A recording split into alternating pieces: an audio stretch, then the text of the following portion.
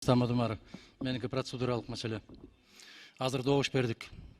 Кече координациялык кеңеште сөз кылдык эле, урматтуу жетекчилер. 30 депутат отурабыз дагы 80 добуш беребиз деп. Азыр мына ратификация маселесине караганда СМСтер келди окшойт, WhatsApp буйруктар келди окшойт, баары чуркап келди дагы добушун берди ошол бойдон жыты да калбай кетишти. Эч кимиси калган жок мына. Таандай болуп каптап келишет дагы 5 мүнөттөн кийин жок. Мынаны ошол телефон менен башкарыласыңар деген сөз ушул. Бул бир. Экинчиси мына биздин аркабызда Эрбаев, Айдарова, Токтошов үчөө тең жок. Үчөө тең за болуп чыгып атат. Ким бар эле? Билбейм. Себеп Токтошов кече уруксат сурап, расмий түрдө жумуш сапары менен кеткен. А киши жок. Мына ушундай. Мына момундай нерселерди баштаганыбызда бираз өзүбүздөн баштайбыз деп кече сүйлөштүк эле. Акылдашышыбыз керек эле. Кичине бир тартипке келишибиз керек деп. Тартип өзүбүздөн башталышы керек. Билем. Мен айттым өткөндө, комитетте эле айттым. Алгалай бер кыргыз эл карыздардын койнунда. Өкүрө бер, өлө бер, сыйыртмагың колуңда деп. Мына дагы кезектеги карызды алып атабыз. Эмне максатта, канча, кандай шартта эч нерсени билбей туруп, мына жердеги жок депутаттарга дагы күбөлүк бердик. Күбөлүк берип койдук. Акыретте жообун бересиңер баарыңар. Мына ал жакшы эмес. Мен ушуну эскертүү гана катары айтып атам. Процедуралык маселе. Урматтуу жетекчилер, регламент одоно түрдө бузулду. Буну эске алып коюңуздар. Тарых ар бир кишинин баасын берет өзүнүн убагында. Адахан Кимсанбаевич, мен сизге жооп берип коеюнчу. Адахан Кимсанбаевич, ар ким өзүнө жооп берет. Сиз бирок эми депутаттардан айтып айтпаңыз. Биздин коллегалар болот анын баарычы. Мен депутаттарды мен чакырдым, добуш берип болот. Азыркы мыйзам келгенде дагы мен чакырам. Мен аларды кыйнабайбыз. За бер же каршы бер деп, алар өздөрүнүн ою менен берет. Эми коллегаларды айтып айтпайлы да, бири-бирибизди сыйлайлы да. Бул маселе азыр каралат. Может жумуштары бар, кабинеттерине кетип калышты. Кайра 1-2 5 мүнөт калганда мен айтам, урматтуу депутаттар келип добуш берип коюңуздар. Келсе келет, келбесе келбейт, өздөрү билет анычы. Анан бирок залга келгенден кийин мен ар бирин кыйнабайбыз да. За бер тияктан тиги СМС келип атат, же мынтип атат деп. Эми өзүңүздүн ойлогон оюңузду бул жерден айта бербеңиз да. Бул туура эмес да, мен ойлойм да. Бири-бирибизди сыйлайлы да бул, бири-бирибизди сыйлайлы. Жок, укугуңуз бар, мен сизге жооп бергенге мен укугум бар да, мен да жооп берип коеюн бу жерде. Жок, эми ушул жерде өзүбүздүн коллегабызды өзүбүз ушул жерде жамандап отурабыз да, бул туура эмес нерсе да, булчу. Жок, эми ошол биякта биздин коллегаларды бу жерде отурсун деген регламент жок да, туурабы? Добуш берет, өзү каалагандай берет да, ар кимчи. Келишти берип атышат, кайра может чыгып кетип атышат, кайра келишет алчы. Туура түшүнүңүз, мен сизде.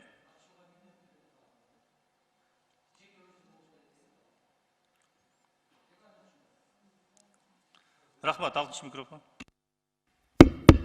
Рахмат, урматтуу Нурбекович. Саламатсыздарбы, урматтуу депутаттар.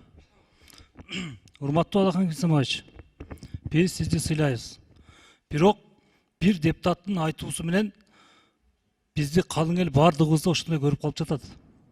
Мен дагы сизге бир эскертүү иретин айтып кетейин. Биринчи, регламентти өзүңүздүн фракцияңыз сактасын. Жок туруп добуш берип койду, өзүңүз күбөлүк берип атасыз.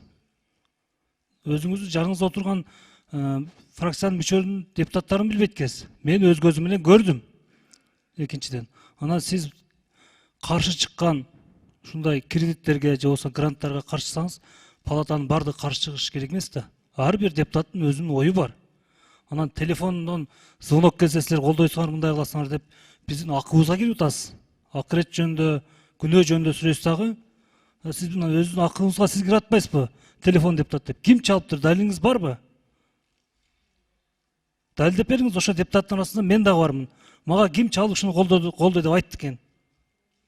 Анан биздин үстүбүздөн ондой сүйлөй бербеңиз да. Мен эми сизди сыйлайм, бирок эскертүү иретин айтып коеюн, Адахан Кимсанбаевич. Сиз дагы ойлоңуз. Мейлиңиз, рахмат. Рахмат. Айбек мырза туура айтып атат. Анткени өзүңүздөр билесиздер, эми ар бирибизди ушул жерде отуруп депутаттар бири-бирибизди өзүбүз ушу 7 миллион ушу Кыргызстандын элине дүйнө жүзүндө өзүбүздү жаман көргөзүп атабыз да. Бири-бирибизди жамандап ушул жерге отуруп алып. Эми токтотпойлу, чогуу биргеликте иш алып бара берели. Суранам сиздерден, урматтуу депутаттар. Экинчи микрофон. Урматтуу Адаган Кимсанбаевич, сиздин жашыңызды, тажрыйбаңызды мен лично сыйлайм да. Бирок азыр туура эмес айтып койдуңуз. Жалпы депутаттардын атыначы.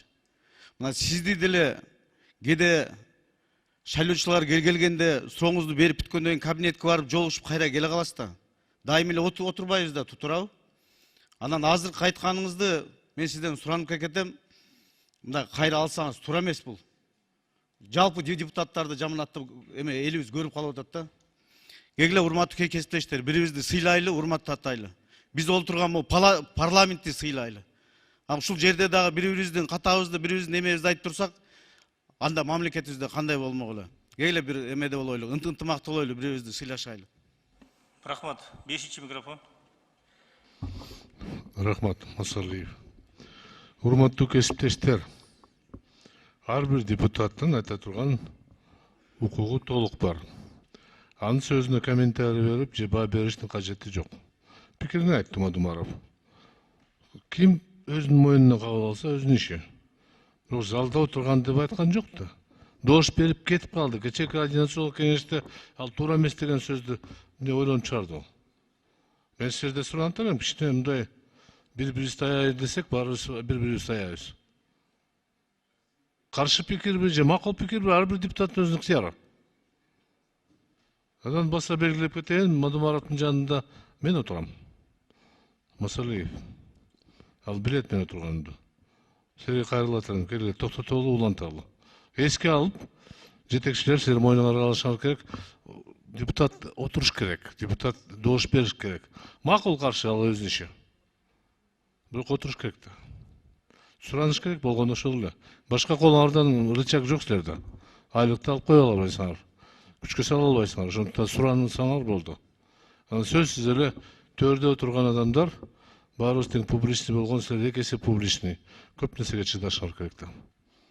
Силер жөнөкөй депутат эмессиңер. Силер жыйын алып барып башкарган депутатсыңар да. Мен деле улуу жашым менен силерге кайрылып көрөм. Ачуулукка берилбей керекчи болдор. Рахмат. Исхаков Саматович, мен сизге bir комментарий берип коеюнчу. Биз бу жерде отуруп алып ар бир ушу депутаттарды башкара ал деген жокпуз. Биз суранабыз. Келип коюңуздар депчи, палатага келип коюңуздар деп суранып атабыз. Келип атышат. Анан эми ар бирин бу жерде отуруп туруп же тегерге отур деп айта албайбыз да. Өздөрү билет да. Чыгып кетишип атат, кайра келип атышат. Добуш бергиле деп суранып атабыз. Ошо да. Рахмат. 4-чү микрофон. Урматтуу төрага, урматтуу депутаттар. Мен карыз албайм өлкөгө, мен карыз алып башкарбайм, карыз деген болбойт деген сөз бул такыр болбогон иш. Карыз алып башкаруу бул экономиканы өнүктүрүүнүн бирден бир жолу. Буну биз ойлоп тапкан жокпуз, кыргыздар. Карызы жок өлкө жок. 40 жылдык, 50 жылдык канча бай болсо деле, миллионерлер деле болсо деле бири-биринен карыз алып жашайт. Мен карыз албайм, карыз албай туруп өлкөнү башкарам деген саясатчы болсо, ал саясатчы эмес. Ал популист, ал жалганчы. Карыз алуу бүт атам замандан бери адам баласы деле жаратпаса керек, билбейм аны. Бири-бирине карыз алат, карызын жабат. Карыз алып башкаруу бул, карыз алуу, кайра карызды берүү бул болгон нормальный система. Анан карызга батып кеттик, карыз болуп кеттик, карыз алып атабыз. Муну ким төлөйт? Бул болбогон нерсе. Мен карыз алып өлкөнү карыз албай өлкөнү башкарам дегенге такыр ишенбеш керек. Эми калган иштер ал ар кимдин өзүнүн иши. Ынтымакта, рашкерликте иштешибиз керек да, бири-бирине жооп бербеш керек да. Каалагандай жашашыбыз керек, каалагандай жашап атабыз, каалагандай башкарышыбыз керек деп кандай бул сөздөр эми? Ким каалагандай башкара берип, андай болбойт да. Мыйзамдар бар, процедура бар. Эми кээ бир нерселерди көз жууп, ошон үчүн парламент да бул. Ички нерселерди кээ бирибиздин кемчилигибизди жаап, элге көргөзбөй астыга жылып атпайбызбы? Сиздерде деле бар да кемчилик, кээде аны көз жууп, бизде деле кемчилик бар, аны деле көз жууп. Эми кыргыздын кызыкчылыгы үчүн, жалпы иш үчүн кээде эми ушуларды көз жууп коюп атпайбызбы? Анан эми бул ички нерселерди тышка алып чыккан эми канчалык туура билбейм эми. Ар дайым эле ушундай чыгып кетет да эми. Ушуну бир көңүлгө алып койсоңуздар. Рахмат. Урматтуу депутаттар, сабырдуулуу бололу, сабырдуу. Суроо